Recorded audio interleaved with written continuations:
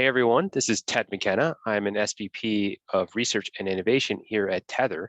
Tethr, for those of you that don't know us, is a conversation analytics platform, and we spend all of our time mining customer conversations, whether it be phone calls, chats, emails, cases, to derive meaning for customer service teams, CX leaders, and sales leaders to really understand what types of things are making a difference in these conversations. What do customers like? What do customers don't like? And in particular, we spend a lot of time, my team in particular, from a research perspective, we spend a lot of time measuring perceived effort from our customers. And it's no accident why we spend time doing that. Research has found that disloyalty is most prominent in these high effort situations. So if we care about reducing these really bad situations where customers are so upset that they're going to tell all their friends about how bad we are, the best first thing to do is to reduce effort within our service channels. And so what Tethr has built is a predictive algorithm that's called the Tethr Effort Index. And what it provides is that on 100% of interactions, we're going to score and predict if you were to have surveyed your customers about how easy or how difficult that interaction and the broader experience has been, what would they have said? And that's what the Tethr Effort Index is. What I want to do is share with you what that score tells us, how we detect it, and then most important, how our customers use these scores as a way to really reduce effort for their teams, or help their teams to reduce effort, and then of course, reduce effort for their customers. We'll start here, as you can see on the screen, a Tethr interaction. In this case, this is a customer who's calling to cancel, and the agent's job is to go and save this situation. And Tethr's machine is going to spot lots of events that occur across the course of the conversation. And when it's spotting, as you can see here, this agent-sided behavior called advocacy, what this tells me is this is an advanced behavior that we've shown through research makes a difference with respect to customers' perceived degree of effort. So this is an agent showing the customer, I'm on your side, I'm taking ownership of the issue. Customers love it. They feel like the agent is taking control of the situation. And there are thousands of ways in which an agent could articulate this. Tethr's picking up on one of those situations here. In this case, in fact, not just once, but twice within a given minute of this conversation, the agent is expressing advocacy. Now, lots of stuff happening across the entire conversation, lots of back and forth as the customer tries to continue canceling and the agent looks to try to save that. How do we make sense of it?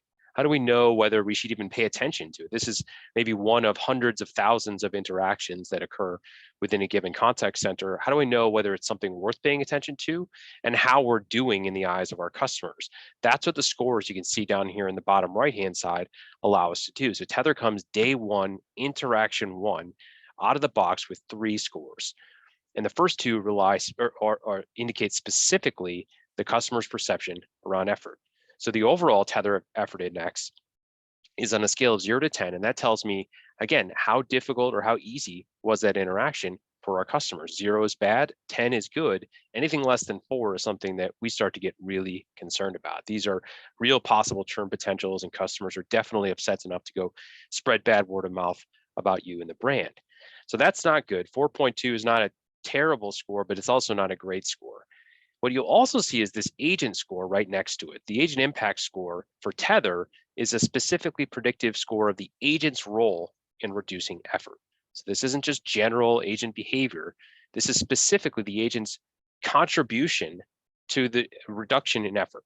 And so it's just on the same scale of 0 to 10. But what this allows us to do is isolate those things that are in the control of the agent. So like, for instance, the customer may have baggage they bring into that conversation that has to do with a digital experience that might have had a self-service failure. And now they're talking to the agent about that thing. And it's regrettable that they've switched channels, but it's not the agent's fault that that's happened. And so what Tethr wants to do is measure, not so much in this case, whether the customer is upset. We're already capturing that in the Tethr Effort Index, but rather, how did the agent handle that? What types of language patterns and behaviors and other types of things did they do as a way to mitigate or hopefully not exacerbate those situations? And you can see 5.2 here is okay. They're doing better, in fact, than you might expect given the customer situation. So that context is important, but it's still only a 5.2 on a scale of 0 to 10, which tells me they've probably missed a couple of opportunities too. Now, lots of stuff going on. We have these scores that helps us to understand the relative damage done within this interaction. Now, as I have this on every single interaction, it becomes really powerful. And so what it allows Tether customers to do is to reduce effort in 3 ways. And I'm going to start with the agent. I'm going to go over to a contact center QA scorecard. And this is where they'll start taking action in terms of helping agents to find ways to reduce effort for customers. Now, many effort drivers are actually things that we also care about from a quality assurance perspective, right? We want to reduce the number of transfers, not just because the customers don't like them and they're a source of effort for our customers, but also because they cost us money. They become more expensive to handle. Same thing with escalations and so forth. So there's a lot of things we want to keep our eye on for both efficiency and effectiveness reasons. But as I scroll my way down through the QA scorecard, what Tether customers get is out of the box 2 different views from a quality assurance perspective. Of course, we can measure the sort of efficiency driven things that we all care about in terms of how that agent is handling the interaction in the way that reflects the values of your organization. But side by side with that, I also get the customer's perspective on how we're doing. And that's that agent impact score, as I mentioned, and to what extent is the agent reducing effort for that customer. And so as I can see here on the scorecard here, I can understand, for somebody like Judith across many different types of interactions, so that allows me to spot patterns that go beyond just the one-off individual call. I could see Judith is struggling relative to her peers like Austin or Lori. And in particular, you can see that's connected to behaviors that we can now coach towards.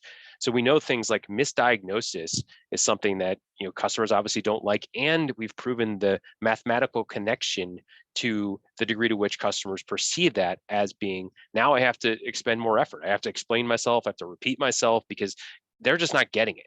And so what, of course, this is also an indication of is an agent who probably isn't listening all that well either, right? And so you can see on an average basis, this only happens about 3.6% of the time. Judith is at 22%. So a clear connective tissue between lots of misdiagnosis and very low agent impact scores, which we know then tells us that customers are perceiving lots of effort in conversations that Judith is engaging in. So as if I'm Judith's supervisor, this becomes really awesome context for me to help her to understand ways in which I can improve my interactions and reduce effort for my customers. Next, I'm going to go to an example with respect to the business, because we all have systemic effort drivers that we're looking to improve on, things that get in the way of our customers that repeatedly are just high effort experiences that we want to fix over time. And in many ways, doing so reduces the burden for our agents. And so you might use Tether scores in this fashion as you start to isolate the relative damage done when certain occurrences happen, right? So as I start to isolate the types of problems my customers are experiencing, you can see here, it could be an account related issue, it could be returns, it could be bills. And of course, some of these will be very industry specific, but in this case, you can see lots of damage being done around bills. You can see bills popping up all over the place here. And so what this allows me to say is, let's say I'm a product leader or somebody around the business who's running that service element around bill payments and whatnot, I can now isolate not just the relative damage these things are having in the eyes of customers relative to other things, but also the types of emotions and sentiments that are typically connected to these types of events. And that further helps me to isolate, because we know that different types of emotions are corresponding to different types of things. Confusion often is corresponding to actions the customer has to take, often in a self-service type environment. So high levels of confusion tells me, it's not just that they're feeling this way. It's not just that it happens to be about bills, but there's very likely something else broken with respect to this self-service experience. And so again, ways for me to broaden my fix beyond that interaction. Remember, customers telling us if it's about a self-service thing, it's something that happened before that interaction, but it comes up within those service interactions. And this helps me to understand in many ways how I can reduce the need for that future call if this were to not happen again. So I'm taking out calls from the system, which helps our business too. Now, lastly, I'll get to a customer example. This is my favorite one because it just makes so much sense. If I can close the loop with individual customers and make them feel better and use effort as that lens, right? How do I know which customers to reach out to, who to give a hug to? And it's, of course, those ones that we're most concerned about, we're going to spread bad word of mouth. And so what Tether allows us to really easily do is to find those situations that are especially damaging, right? That customers are especially upset. And moreover, the why behind it, I can get super precise into what's driving that customer being upset. What is that high anxious moment? right? And so I can find ways to both track the types of things I care about with respect to reducing effort over time, right? And that's true also because Tether provides benchmarks on, how what should I shoot for in conditional situations, right? So if you think about the Tether effort index, broadly speaking, we have this range of scores. The bottom end of the spectrum is where we're going to have the most damage done. Let's say, for instance, that we've already identified repeat contact as a big focus area for a given organization, in part because in those situations, in these high anxious moments when customers are most upset, the rate of repeat contacts is way higher than the average organization. And so that's something that for an organization that spots something like that, this becomes a high focus area, a dashboard they might look at every single day to understand what's associated with it, where this might be more prominent with certain teams or certain agents, and how we're tracking over time as we look to improve those things. Now, as I start to then isolate individual customer situations, I'm going to want to understand, how is this connected to specific reasons and places where they're looking for resolution? Again, easy to kind of stack rank these things on not just that they happened, but the residue left when they happen, the damage done when they occur. And again, connecting those down to specific emotions or other types of things that are occurring at the same time. Now, imagine the power of this empowering post-resolution or post-call surveys as you start to now get very targeted and very, very tailored. It's intentional use of surveys in a post-interaction setting. You had a bad experience. That's regrettable, and we'd like to improve. But now I can be more specific. We're sorry to see that you had very specific amounts of confusion about this account issue. Could you provide additional feedback? And what we find is our customers tend to be very responsive in those situations. In fact, tend to respond to surveys in a much higher rate because they feel heard, and also they feel like you're much more tailored in that specific ask. There's a reason why they should go fill out that survey, and it's because of that very specific experience.